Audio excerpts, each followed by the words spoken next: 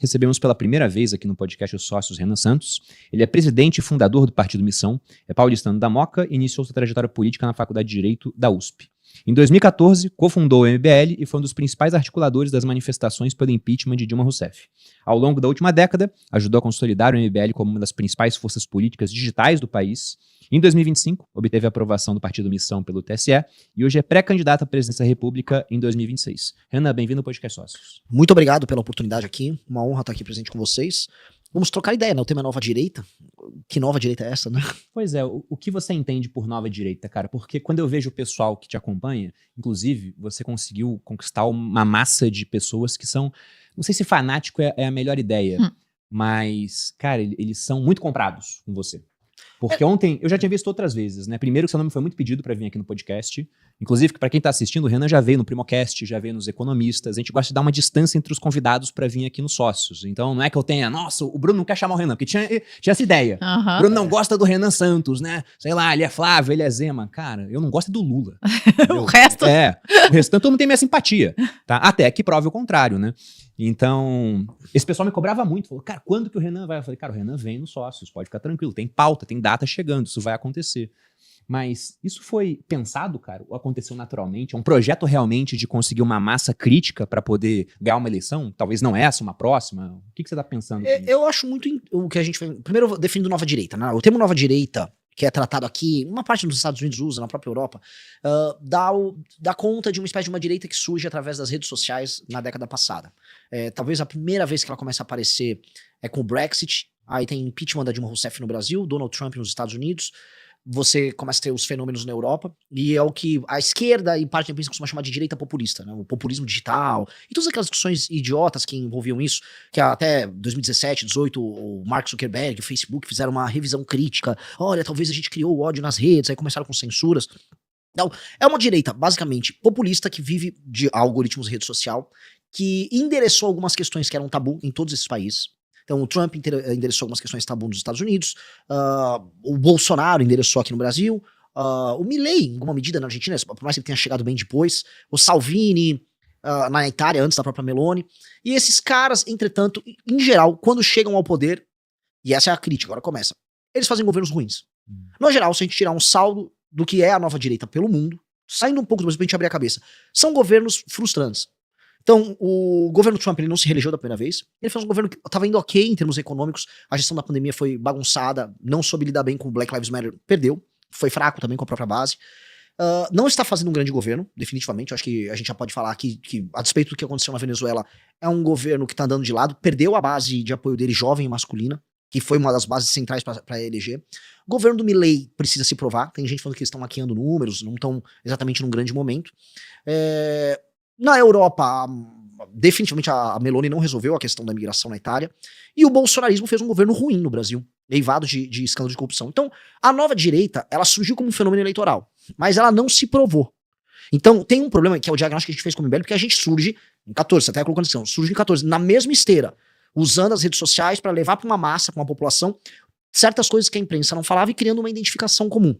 A gente criou, fez as manifestações que derrubaram Dilma Rousseff, participamos muito do processo da Lava Jato, mas nunca chegamos ao poder, porque a gente era muito novo. Na verdade, em 2018 teve a eleição presidencial, ninguém nosso tinha idade para concorrer a presidente.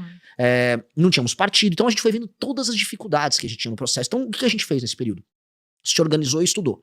Enquanto o bolsonarismo chegou ao poder, ficaram todos muito famosos, grandes e tal, a gente ficou ralando, se estruturando, estudando uma tese de Brasil, estudando uma forma como a nossa tese de Brasil se encaixa numa tese de mundo, estudando outras experiências de direita, até o ponto que a gente foi maturando, criou o universo do Valete Plus, que é o nosso aplicativo, a revista Valete, criou a iniciativa do Livro Amarelo, cria um partido político, e aí entramos no jogo com uma outra estrutura, com uma outra leitura de Brasil, com um outro tipo de solução, que é, em si, muito diferente daquilo que a gente chama de nova direita. Então a gente pode chamar nova direita, assim, apenas como novo e é de direita.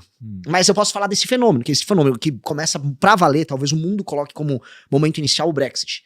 E era uma resposta ao fracasso da nova direita. Nós somos uma resposta ao fato de que todas as grandes experiências da tal nova direita pelo mundo afora não deram certo.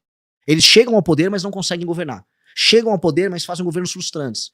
Há também o lance de todos terem que ficar meio que debaixo do guarda-chuva do Donald Trump. Então tem uma série de problemas. Quem eu acho que é um ponto fora da curva, mas ele não se enquadra nesse lance de nova direita? Nayib Bukele. Ele não era de direita, ele fez um governo com uma prefeitura lá em São Salvador, Ah, tá. que era um, vamos dizer, ele era até levemente progressista, era um cara moderno, vamos dizer, meio que nova política. Depois ele vai pra linha do Bitcoin, depois ele vai pra destruição do crime organizado. Só que ele tem parceria com a China, por exemplo, ele defende o sistema público de saúde em El Salvador, não é exatamente um cara de direita. A inspiração dele, aí eu vou trazer aqui onde eu quero chegar. A inspiração dele é o Lee Kuan Yew, que é o homem que transformou Singapura de um buraco favelizado, sem nenhum recurso natural, talvez no país mais... O país está no topo em quase todos os indicadores que importam no mundo. E eu acho que ele tem que ser uma inspiração pra gente também. Acho que tem uma fórmula de tornar um lugar que é de terceiro mundo em primeiro mundo, que é dada pro Lee Kuan Yew, que não tem nada a ver com ser de direita, ser conservador, não é sobre isso. E eu acho que essa fórmula é uma fórmula que nós precisamos seguir. Cara, e pegando agora um pouco, né, eu fui pesquisar sobre você, por que você não concorreu ainda a um outro cargo político? Porque tem pessoas no MBL que ganharam muita projeção, e já foram eleitos deputados, tudo. Por que essa primeira experiência você quer vir direto como presidente?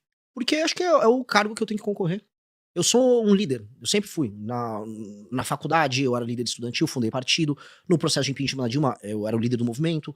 Eu fui vice-presidente do Comitê do Impeachment no Congresso Nacional. Eu sou uma pessoa que tem uma postura de liderança. Então, acho natural. Por exemplo, eu não me vejo sendo um deputado federal. Acho que não tem sentido eu ser um deputado federal. Minha função é organizar coisas maiores. Por exemplo, o que é um feito maior? Eu ganhar uma eleição para vereador, para deputado, Senado, ou montar um partido político do zero. Com certeza montar um partido político. Isso é um poder político que as pessoas olham muito no curto prazo. De agora em diante. Como é que é esse processo, inclusive, para quem é leigo? Eu, por exemplo, já vi lá atrás quando o Novo fez, mas não me lembro. Eu sei que é muito complicado. Era mais fácil ainda naquela época. Naquela época você coletava as assinaturas, mandava pro cartório, você conseguia a validação no cartório e aquilo era mandado com certidões pro TSE, até você chegar no número necessário. Hoje você tem que coletar as assinaturas, o número de assinaturas necessárias é maior. Por volta de quantos, assim? Conosco foi 547 mil fichas validadas. Muita coisa. E quando você coleta, você tem que fazer uma pré-validação no sistema do TSE, que se tiver qualquer coisa errada no nome da pessoa que foi coletado, ele já derruba. E aí depois que é pré-validado, o sistema do TSE, e aí, acho que o público é um público inteligente, ele vai entender. Ele faz... existem, a nação brasileira, estados, municípios, e os municípios têm diversos cartórios eleitorais. E tem as zonas eleitorais. Então, toda vez que você sobe no sistema do TSE uma ficha, essa ficha, ela é jogada dentro do sistema deles, dentro da zona eleitoral a qual aquele eleitor pertence, a pessoa que foi coletada a ficha. E aí, ele cria randomicamente lotes com as fichas. E você tem que obedecer, na hora de você entregar as fichas, os lotes. Então, não sou nem eu que organizo o lote pra mandar pro cartório. Eu tenho que ver o lote que o sistema do TSE criou. E aí é um caos. Porque a forma como eu vou organizar um almoxarifado, como eu recebo as fichas, tem que obedecer a um critério que não é meu. Então, é um processo logístico colossal. Existe uma perda muito grande em todo o processo. E o que a gente fez foi, olha, a gente não tem a grana, o que a gente tem? Militância e inteligência. Então vamos meter muita tecnologia no processo. Criamos uma API que conversava com o sistema do TSE pra gente fazer a pré-validação, já no momento da coleta, pra não perder tempo coletando fichas ruins. Começou a metrificar... Bom, eu não vou ficar dando muitas dicas pra quem tá assistindo aqui, mas a gente começou a observar quais seriam os métodos mais eficientes pra gente coletar essas assinaturas, obedecendo a legislação eleitoral que é muito restritiva, e como remunerar e premiar os melhores coletores. E aí a gente colocou milhares de jovens ao redor do Brasil coletando, e aí nós conseguimos, a gente coletou 800 mil assinaturas, poderia ter coletado 1 milhão se quisesse, e validamos com uma taxa muito alta de aprovação. A gente validou 600, no sistema bateu 600. Como de 800 para 547 mil é uma perda realmente bem grande. Mas eu validei 600 e ainda tinha mais no estoque, é que eu não mandei tudo. Entendi. Dos 800 se eu mandasse tudo, teria validado uns 640, então, por aí. são basicamente assinaturas de pessoas que querem esse partido. Então, é assim que você valida que você pode gerar um novo partido. Sim, eu tenho que ir na rua conversar com uma pessoa, E convencer falar, ela que ela tem que eu abrir tenho um partido. diferente, quero abrir esse partido, você tem que me dar essa assinatura. E a pessoa tem que estar em conformidade, os dados dela tem que estar em conformidade com a Justiça Eleitoral. A assinatura que ela colocar tem que ser a mesma da Justiça Eleitoral, não do cartório que ela eventualmente abriu firma. O nome da mãe dela tem que estar batendo, eventualmente tem um nome de solteiro. Olha, é um caos. É feito para não acontecer.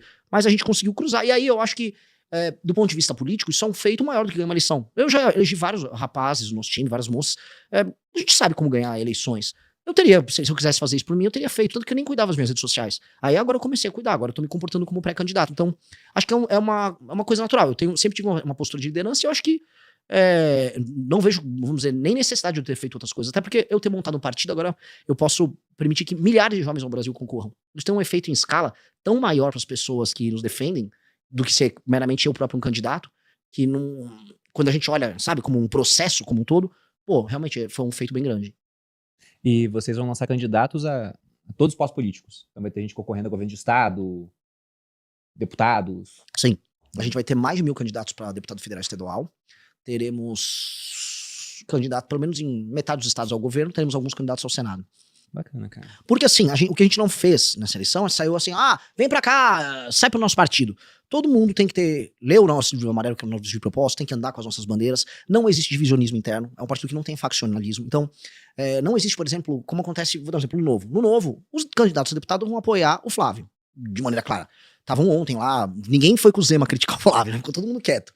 Porque o eleitor deles é bolsonarista. Então, eles fazem uma campanha pra bolsonarista e não conseguem se tornar uma alternativa própria. No nosso partido, absolutamente ninguém pode ter uma postura diferente, senão você não é um partido. Isso é o básico de um partido político, você tem um candidato, todo partido apoia o candidato do partido, né? Mas no Brasil isso não é regra. Não é. O Caiado. O Caiado é candidato pelo PSD, do Kassab. Se o Caiado pegar um avião, sair lá de Goiânia e pousar no Rio de Janeiro, ele vai encontrar o Eduardo Paes. Eduardo Paes é candidato a governador pelo PSD. O Eduardo Paes é palanque do Lula. Se ele pegar esse mesmo avião e voar lá pro Maranhão, vai pra São Luís, vai encontrar o Braide. O Braide vai fazer campanha pro Lula. Onde o Caiado vai encontrar um governador ou um líder local que vai fazer campanha por ele? Não tem. Então, o PSD do Kassab é um partido? Não. O PSD do Kassab é um cartório para fazer negócio. Cada lugar você se adapta, vamos dizer, ao esquema do lugar, às lideranças do lugar. E aí o seu partido não é um partido. Ele, classicamente, ele não se torna aquilo que, vamos dizer, a ciência política costuma chamar de partido.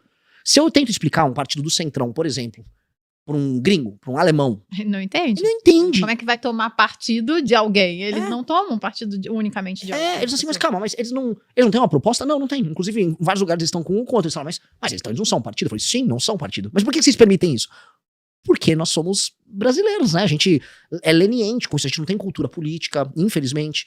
A gente é um país que é leniente com corrupção. A gente acha que isso é ser político. A imprensa, só pra vocês pegarem, aplaudiu e falou que foi uma jogada de mestre o Geraldo Alckmin ter virado lulista. O Geraldo Alckmin traiu um eleitor dele de 30 anos. 30 anos ele tinha um eleitor. Aí ele virou lulista, a imprensa. Nossa, isso aqui é uma raposa. Cara, isso deveria ser recriminado. A imprensa tinha que estar atacando um comportamento vil. Mas não, porque no padrão brasileiro do que é política, isso é considerado uma manobra inteligente. Pragmatismo, né? Só que aí, o que acontece, né? De pragmatismo em pragmatismo, o país tá piorando. E eu tô falando de maneira objetiva. Porque a gente sempre tem que colocar as coisas em termos comparativos. O Brasil, quando comparado às nações de desenvolvimento, ele cresceu tanto quanto elas ou não? Ele aumentou a produtividade ou diminuiu? Então nós pioramos com relação ao mundo que a gente compete. A gente tá tomando pau de Botsuana em renda per capita. Vietnã, que era um regime, que é um regime comunista, tá dando um pau em industrialização no Brasil. A Índia tá dando um pau em saneamento básico. O Brasil ficou pra trás. Ele só tem hoje, sendo bem honesto, uma matéria-prima que ele tá exportando, alguns raríssimos casos de sucesso, a Porto Digital em Recife, Embraer, o agro, e o mercado consumidor, pobre, endividado. Então, óbvio que deu errado esse modelo, né? Mas aí entra a minha crítica à elite, especialmente a elite brasileira, especialmente hoje o mercado financeiro. Já estou num podcast que fala do mercado ovo. O mercado financeiro tem a mania de achar que é muito inteligente ser pragmático. Só que ele não é pragmático, ele é curto prazista. A maior parte do mercado financeiro, donos de banco e tal, eles trabalham no longo prazo com os negócios deles, mas na hora de tomar decisões políticas eles trabalham no curto prazo. Aí o que acontece? Não é o mercado financeiro que manda no Brasil, não é o grande empresariado, não é a galera tech, não é nada. Quem manda no Brasil são políticos do Maranhão, políticos do Amapá, políticos do Piauí, que são os políticos dos lugares mais mal administrados no Brasil. Mas como eles pertencem a famílias que trabalham no longo prazo, são donos daquelas regiões no longo prazo, eles tomam decisões políticas de longo prazo. Enquanto que a elite política brasileira toma decisões políticas de curto prazo. E é por isso que estavam apoiando o Flávio. E é por isso que, o Flávio é uma opção. O Flávio não é uma opção. Os Bolsonaro perderam pro Lula, e o Flávio Bolsonaro é o cara com a maior carga de problemas de corrupção em toda a família, todo mundo sabe. O Flávio não era uma opção, nem para caso ganhasse o Brasil se tornar um país sério. Basicamente o Flávio seria uma continuidade dos mesmos escândalos de corrupção, seria um país quebrado, sem nenhuma proposta de Brasil. Mas a galera, mas faz preço, não, porque acho que ele pode indicar um ministro. Pô, galera, até quando a gente vai ficar pensando na migalha? E esse é o problema, a elite brasileira pensa na migalha, num pequeno ganho que pode ter aqui. E eu acho que a gente não pode mais escolher isso. A gente montou um partido que a gente tem que pensar no long run. E como fazer o Brasil ser, nos próximos 30 anos, uma das 5 maiores nações do mundo. Que não é nenhum absurdo pensar que o Brasil pode ser isso.